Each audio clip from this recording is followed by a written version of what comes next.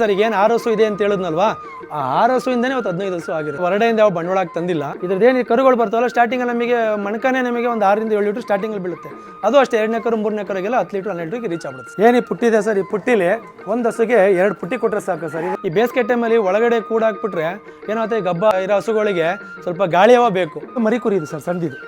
ಅದಕ್ಕೇನು ಅಂದರೆ ಅದಕ್ಕೊಂದು ಅರ್ಧ ಕೆಜಿ ಮೇವು ಸಾಕು ಸರ್. ಇದಕ್ಕೆ ಟೋಟಲ್ ನಮಗೆ ಗೊಂತಲ್ಲಿ ಈಗ ಒಂದೊಂದಕ್ಕೆ 2 ಕೆಜಿ ಮೇವು ಹಾಕಿದ್ದೀವಿ. 5mm ಚಾಪಿಂಗ್ ಇದು. ಇದ್ರಲ್ಲಿ ಯಾವುದೇ ರೀತಿ ಗಂಟು ಕಾಣ್ತಾ ಇಲ್ಲ. ನಾನು ಲಾಭ ಇಲ್ಲದೆ 15 ಹಸು ಮಾಡ್ತಿರಲಿಲ್ಲ ಸರ್. ಲಾಭ ಇರೋದ್ರಿಂದ 15 ಹಸು ಆಗಿದೆ ಸರ್. ನಾವೊಂದು 2 ವರ್ಷದ ಹಿಂದೆ ಸೈಲೇಜ್ ಫ್ಯಾಕ್ಟ್ರಿ ಮಾಡೋಕ್ಕೆ ಮುಂಚೆ ನಮ್ಮ ಹತ್ರ ಒಂದು 5-6 ಹಸು ಇದ್ದಾವೆ ಸರ್ ನಮ್ಮ ಹತ್ರ. ಇವಾಗ ಹೆಚ್ಚು ಕಮ್ಮಿ ನಮ್ಮ ಹತ್ರ ಒಂದು ಒಳಗಡೆ ಎಲ್ಲ ಸೇರಿ ಈ ಶೆಡ್ಡು ಇದೆಲ್ಲ ಸೇರಿ ಒಂದು 15 ರಿಂದ 16 ಹಸುಗಳು ಇದ್ದಾವೆ ಸರ್ ನಮ್ಮ ಹತ್ರ ಈಗ. ಸರ್ ಶೆಡ್ಡೆಲ್ಲ ನಾವು ಲೋ ಬಜೆಟಲ್ಲಿ ನಿರ್ಮಾಣ ಮಾಡ್ತಾರೆ. ಯಾಕೆಂದರೆ ನೋಡಿ ಸರ್, 4 ಮೂಲೆ ಓಪನ್ ಇದೆ ಇದಕ್ಕೆ. ಈ ಬೇಸಿಗೆ ಟೈಮಲ್ಲಿ ಒಳಗಡೆ ಕೂಡಾಕ್ಬಿಟ್ರೆ ಏನಾಗುತ್ತೆ, ಗಬ್ಬ ಇರೋ ಹಸುಗಳಿಗೆ ಸ್ವಲ್ಪ ಗಾಳಿ ಹವಾ ಬೇಕು.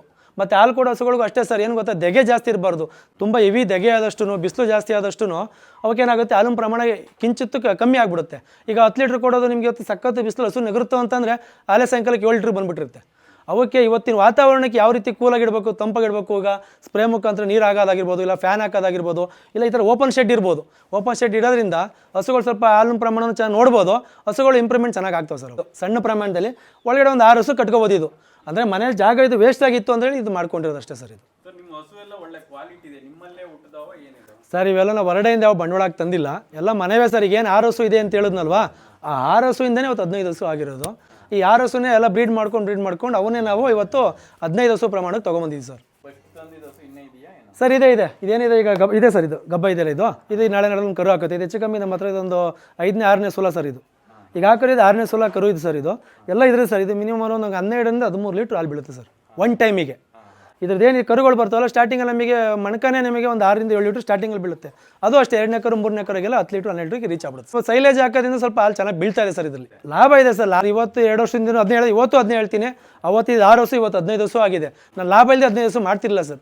ಲಾಭ ಇರೋದ್ರಿಂದ 15 ಹಸು ಆಗಿರೋದು. ಚಿಕ್ಕದಿಂದ ಸರ್ ಇವತ್ತು ಸ್ಟಾರ್ಟಿಂಗ್ಗೆ 15 ಹಸು ಕಟ್ಬಿಟ್ಟೆ ಅಂತಂದರೆ ಭಾಳ ಕಷ್ಟ ಆಗ್ಬಿಡುತ್ತೆ.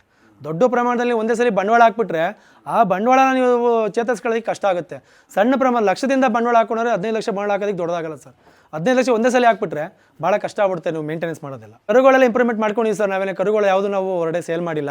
ಇವತ್ತೇನಿದೆ, ಇದು ನಾಳೆ ಕರು ಹಾಕ್ತಾರೆ. ಈ ಕರುಗೆ ನಾವೇನೇ 3 ತಿಂಗಳವರೆಗೂ ಹಾಲು ಕುಡಿಸಿ ಆ ಮೇವು ನಾವೇ ಹಾಕೊಂಡು ನಾವೇ ಇದನ್ನು ಮಾಡಿಕೊಂಡು ಆ ದೊಡ್ಡದಾಗೋವರೆಗೂ ನಾವೇ ಸಮಯ ಎಲ್ಲ ಕೊಡ್ಸ್ಕೊಂಡು ನಾವೇ ಇಟ್ಕೊಂಡು ಸರ್. ಕರು ಯಾವುದು ಹೊರಡೆ ಸೇಲ್ ಮಾಡಲ್ಲ. ಈ ಸೈಲೇಜ್ ನೋಡಿರ್ಬೋದು ಸರ್. ಇದು 5mm ಚಾಪಿಂಗ್. ಇದು ಒಂದು 5 ಡೇಸ್ ಆಗಿದೆ. ಇದು 5 ಡೇಸ್ ಆಗಿರೋದು ನಮ್ಮ ಮನೆಗೆ, ಸ್ವಂತ ನಮ್ಮ ಮನೆಗೇ ಇದೆಲ್ಲ ಚಾಪಿಂಗ್. 5mm ಚಾಪಿಂಗ್ ಇದು ಹಸುಗಳಿಗೆ ಹಾಕ್ತೀನಿ ನೋಡಿ ಸರ್.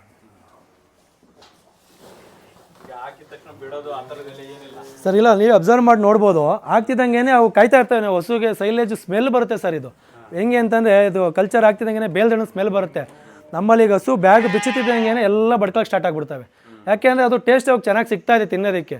ಆದ್ದರಿಂದ ಈಗ ಬಿಕ್ತಿದಂಗೆ ಸರ್ ಯಾವುದು ಬಿಡಲ್ಲ ಸರ್. ಗೊಂತಿ ಇವತ್ತು ಏನು ಖಾಲಿ ಇದೆ, ಈ ಖಾಲಿರೋ ಗೊಂತಿಗೆ ನಾನು ಮೇವು ಹಾಕ್ತಾ ಇದ್ದೀನಿ. ಇನ್ನೊಂದು ಗಂಟೆ ಬಿಟ್ಕೊಂಡ್ರೆ ಗೊಂತೆಲ್ಲ ಫುಲ್ ಖಾಲಿ ಆಗಿರುತ್ತೆ. ಏನು ಈ ಪುಟ್ಟಿದೆ ಸರ್, ಈ ಪುಟ್ಟಿಲಿ ಒಂದು ಹಸುಗೆ 2 ಪುಟ್ಟಿ ಕೊಟ್ಟರೆ ಸಾಕು ಸರ್. ಈಗ ಪುಟ್ಟಿ ನಿಮಗೆ ಒಂದು 6 ರಿಂದ 7 ಕೆಜಿ ತುಂಬುತ್ತೆ. ಕರೆಕ್ಟಾಗಿ ಲೆವೆಲ್ಗೆ 7 ಕೆಜಿ. ಈ ಪುಟ್ಟಿಲಿ 2 ಪುಟ್ಟಿ ಹಸುಗೆ ಕೊಟ್ಟರೆ ಸರ್, ಈ ದೊಡ್ಡ ಹಸುಗೆ. ಇದು ನಮ್ಮ ಹತ್ರ ಇದು 10 ಲೀಟ್ರ್ ಹಾಲು ಕೊಡುತ್ತೆ ಸರ್. ಇದು 10 ಲೀಟ್ರಲ್ಲಿ 2 ಪುಟ್ಟಿ ಮೇವು ಅಷ್ಟೇ ಸರ್. ಇದಕ್ಕೆ ಬೇರೆ ಏನೂ ಹಾಕಲ್ಲ. ಒಣ ಮೇವು ಹಾಕ್ತೀವಿ. ಬೆಳಗ್ಗೆ ಸಂಜೆ 5 ರಿಂದ 6 ಕೆಜಿ ಫೀಡ್ಸ್ ಕೊಡ್ತೀವಿ ಸರ್. ಇದು ಕುರಿಗಳು ನೋಡಿರ್ಬೋದು ಸರ್. ಇಲ್ಲಿ ಟೋಟಲ್ ನಮ್ಮಲ್ಲಿ 5 ಕುರಿ ಇದೆ. 5 ಕುರಿ. ಇದು ಮರಿ ಕುರಿ ಇದೆ ಸರ್, ಸಣ್ಣದಿದು. ಅದಕ್ಕೇನು ಅಂದರೆ ಅದಕ್ಕೊಂದು ಅರ್ಧ ಕೆಜಿ ಮೇವು ಸಾಕು ಸರ್. ಇದಕ್ಕೆ ಟೋಟಲ್ ನಮಗೆ ಗೊಂತಲ್ಲಿ ಈಗ ಒಂದೊಂದಕ್ಕೆ 2 ಕೆಜಿ ಮೇವು ಹಾಕಿದ್ದೀವಿ. ಸಾಕು ಸರ್. ಇದಕ್ಕೆ ಮೇವು 2 ಕೆಜಿ ತಿಂದು ಆರಾಮಾಗಿ ಮಲ್ಕೊಂಡ್ಬಿಡ್ತಾವೆ. ಅವಕ್ಕೆ ನೀರು ಬೇಕಷ್ಟೇ ತಿಂದಾದ್ಮೇಲೆ. ಈಗ ಇವಕ್ಕೆ ಇದೇನು ಎಷ್ಟು ಬೇಕಷ್ಟು ತಿಂತಾವೆ ಅಷ್ಟೇ. ಈಗ ಏನಿದೆ, ಇದೇನು ಖಾಲಿ ಒಂದು ಗಂಟೆ ಬಿಟ್ಟರೆ ಎಲ್ಲ ಖಾಲಿ ಆಗಿರ್ತವೆ. 2 ಕೆಜಿಯಿಂದ 2.5 ಕೆಜಿ ಮೇವು ಕೊಟ್ಟರೆ ಸಾಕು ಸರ್. ಇವಕ್ಕೆ ಯಾವುದು ವೇಸ್ಟ್ ಆಗಲ್ಲ ಸರ್. ಈ 5mm ಚಾಪಿಂಗ್ ನೋಡಿ ಸರ್. ಈ 5mm ಚಾಪಿಂಗ್ ಇದು. ಇದರಲ್ಲಿ ಯಾವುದೇ ರೀತಿ ಗಂಟು ಕಾಣ್ತಾ ಇಲ್ಲ, ಯಾವುದೇ ರೀತಿ ಏನು ಇದಿಲ್ಲ ಸರ್. ಇಲ್ಲಿ ಎಲ್ಲ ನೀಟಾಗಿ ತಿನ್ಕೊಂತವೆ. ಯಾವುದೇ ರೀತಿ ಐಟಮ್ ವೇಸ್ಟ್ ಮಾಡಲ್ಲ. ಇದು ತೀರಾ ದಪ್ಪ ಬಂದಾಗ ಐಟಮ್ ವೇಸ್ಟ್ ಆಗಿಬಿಡುತ್ತೆ. ಎಲ್ಲ ಬಂಡೂರು ಸರ್ ಇವು. ನಾವು ಸಣ್ಣ ಪ್ರಮಾಣದಲ್ಲಿ ಅವಾಗ 2 ಮರಿ ತಂದಿದ್ದು.